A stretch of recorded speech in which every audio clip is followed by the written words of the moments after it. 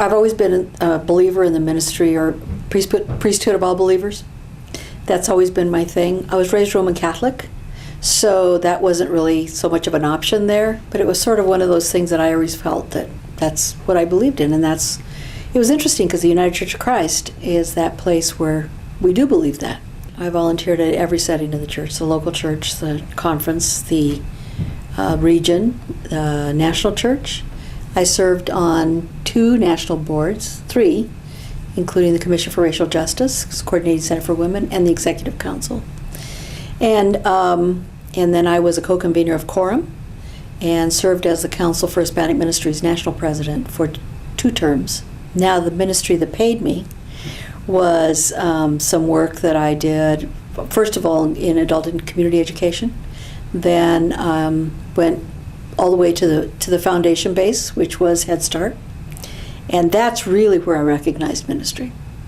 That was really when I began to work with families and children and connecting with parents and their lives and how their lives are changed while their children's education is growing, and in affirming the parents' primary role as educator. And then following that experience, I went to work in public health. And that's where the social justice connections became apparent, because one of the primary, I think, goals of public health is social justice. And I needed to find a place where the congruent, my life, in my church life and in my professional life, went down similar pathways. The most exciting parts are actually being out in the church. Being with local church members, in pulpits, conference annual meetings, connecting with people who are doing advocacy on the ground, and their passion and their energy around it. That's what brings me back home to where I came from. What it really boils down to is fairness and self-determination. That's what it really boils down to, that what we have to be about is opening those places, those doors for people to speak for themselves.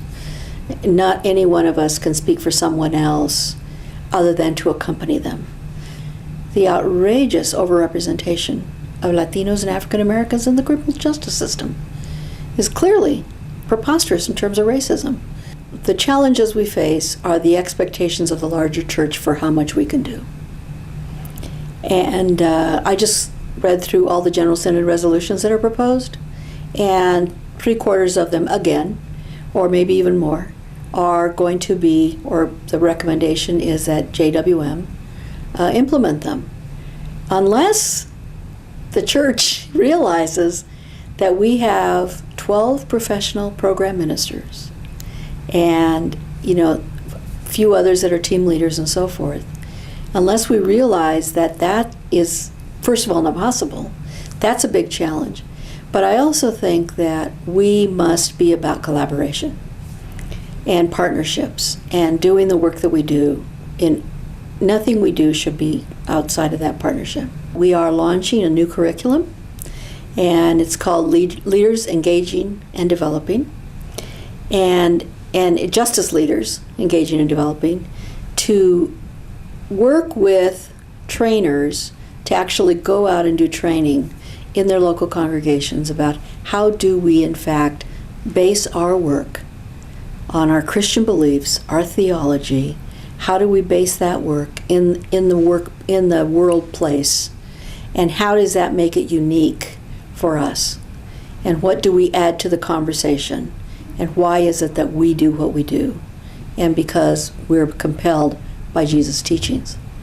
Having our staff, our professional staff, look at our intersections of justice, not only with each other, racial justice and criminal justice, those intersections, but how that is intersecting all the work of the covenanted ministries. That's what my hope is, and certainly I've been working toward that, and that's what I would look for in the next 4 years.